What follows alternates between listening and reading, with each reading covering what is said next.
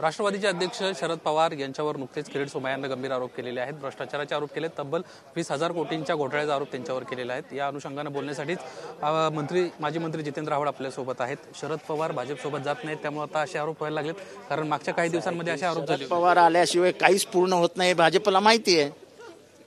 आपण घेतलेल्यांची ताकद किती आहे ही भाजपला माहिती आहे।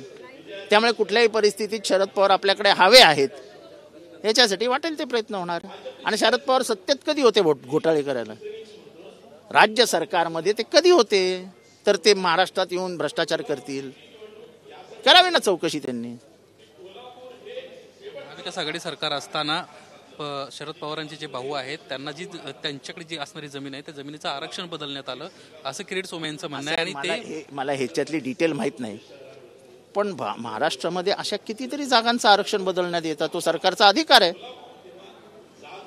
तो सरकारचा अधिकार आहे।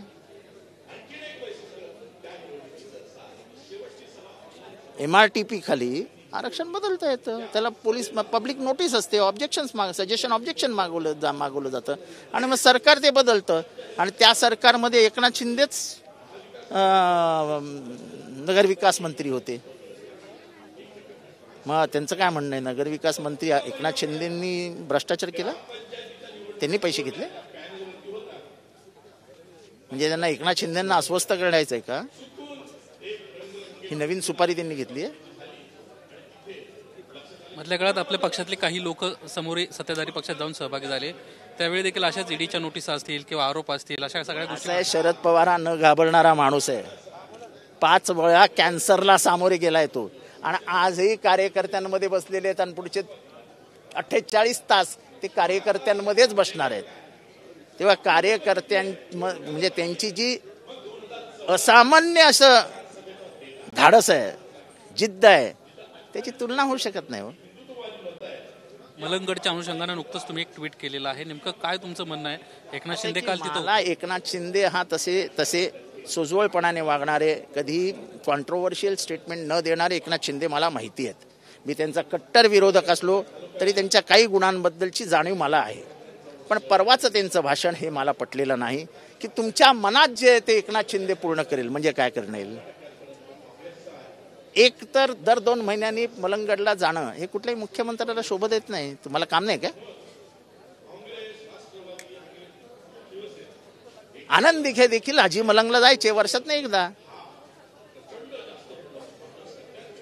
धार्मिक उन्माद वाढावा म्हणून एखाद्याने काही शब्दांचा प्रयोग करणे हे मुख्यमंत्र्यांना शोभत नाही। तुम्ही एकनाथ शिंदे नाही, तुम्ही मुख्यमंत्री एकनाथ शिंदे आहेत, ज्यांनी राज्यपालाच्या करवी काही शपथ घेतलेली आहे, त्या शपथेचं पालन करायला हवं।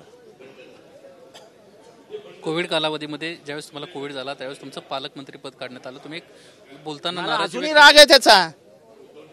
मी आजारी पडलो आणि 2 तासात माझं पालकमंत्री पद काढलं, त्याच्यानंतर सगळ्यांना कोविड झाला। का नाही काढले त्यांची पालकमंत्री पद? स्वतः अजितदादांना कोविड झाला, आणि तो ना एकदा नाही 4 वेळा झाला। का नाही राजीनामा दिला पालकमंत्री पदाचा? मीच दिसतो तुम्हाला?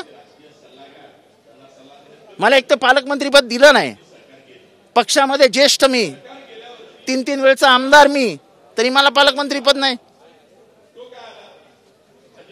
ह्याच्यामध्ये तर तुम्ही अगदी जाती व्यवस्था पूर्ण पाळत होतात। पक्षातच तुम्हाला टार्गेट केलं जातं, सवालच नाही। कोण करत होतं? आता तुम्हाला माहिती आहे ना कोण करत होतं? माझ्या विरोधात बोलतात कोण तुम्हाला माहिती आहे? सुनील तटकरेंना नुकतंच एक वक्तव्य केलेलं आहे की नरेंद्र मोदींच्या नेतृत्वात आम्ही आता सहभागी झालेलो आहोत, सातत्यानं ते असं म्हणतायत। कुठेतरी हे नेतृत्व मान्य आहे आणि त्यामुळे आम्ही सत्तेत जायचा निर्णय घेतला, असं देखील त्यांचं म्हणणं आहे। ते बरं आहे ना, ते गेले सत्तेत, ते काय चुकीचं केलं? पण तुम्हाला जर एवढं स्वतःबद्दल हे आहे ना, की आम्ही महाराष्ट्रात आहोत, आमची पकड आहे, घ्या चिन्ह, घ्या पक्ष आणि लढा निवडणूक, ते नाहीत। शरद पवारांचा पक्ष पाहिजे, शरद पवारांचं चिन्ह पाहिजे, शरद पवारांना घराच्या बाहेर ढकललं गेलं पाहिजे, अशी व्यवस्था करायची आहे ना तुमच्या हिंमत? घ्या ना पक्ष, नवीन पक्ष स्थापन करा, नवीन चिन्ह घ्या आणि फिरा महाराष्ट्रात। तुम्हाला कशाला पाहिजे शरद पवारांचं चिन्ह? ज्यांनी मनात लोकांच्या टाकलं ते चिन्ह, ते तुम्हाला हवंच कशाला? त्याच्यातनंच तुमचा कृतज्ञतेचा प्रयत्न किती मोठा आहे, तुम्ही कृतज्ञ आहात, बाकी काही नाही। शरद पवारांचं एक वक्तव्य तुम्ही या निमित्तानं आठवण करून दिली. 5 वर्षापूर्वीच त्यांना म्हटलं होतं की पक्षात राहणार नाहीत. मला स्वतः त्यांनी 5 वर्षापूर्वी सांगितलं होतं की मला काय यांचं खरं वाटत नाही, हे पक्षात किती दिवस राहतील हे काय सांग. कारण काय सकाळ संध्याकाळ दुपार गेले की फक्त एवढंच बोलायचं, साहेब बीजेपीत जायला हवं, साहेब बीजेपीत जायला हवं, साहेब बीजेपीत जायला हवं. तेव्हा ते म्हणायचे, अरे तुमचा अध्यक्षच जर हे म्हणत असेल तर अध्यक्ष पक्ष काय चालवणार. त्यावेळी ज्या बैठका झाल्या त्यावेळेस तुम्ही होता त्यांच्याबरोबर, जयंत पाटील देखील होतं असंही सांगितलं जातं ना प्रत्येक वेळी. भाजप सोबत जाण्यासंदर्भामध्ये ज्या बैठका पार पडल्या, जे नेते ही भूमिका मांडत होते, त्या बैठका पार पडत असताना आपण देखील होतात, म्हणजे तुम्ही असेल, जयंत पाटील असतील, हे त्या बैठकांना उपस्थित होतं असं सांगितलं जातं त्यांच्याकडून. एकदा एक बैठक झाली एकनाथ शिंदे गेल्यानंतर. एकनाथ शिंदे सुरतच्या वगैरे वाटेवर असतील तेव्हापर्यंतच अजितदादांच्या इथे एक अस्वस्थ मंडळींची बैठक झाली की आता आपण सत्तेतनं बाहेर जातोय तर कसंही करा आपण सत्तेत या. आणि मी अजूनही सांगतो, जोपर्यंत अजितदादा पक्षात होते तोपर्यंत त्यांची प्रचंड भीती होती, दरारा होता, दहशत होती.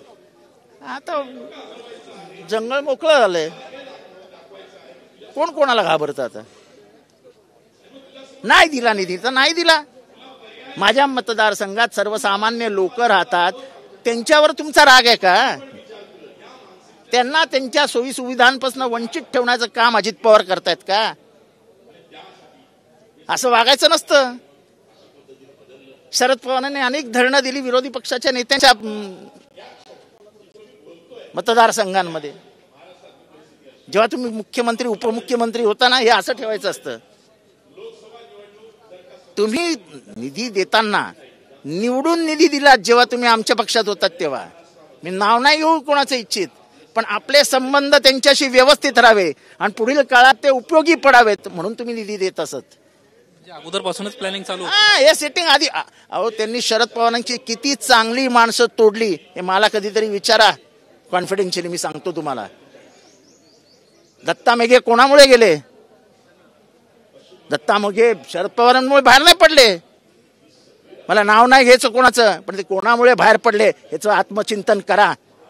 सुरेश सलमाडीला सर्वात जास्त त्रास कोणी दिला याचं आत्मचिंतन करा. ही सगळी शरद पवारांची माणसं.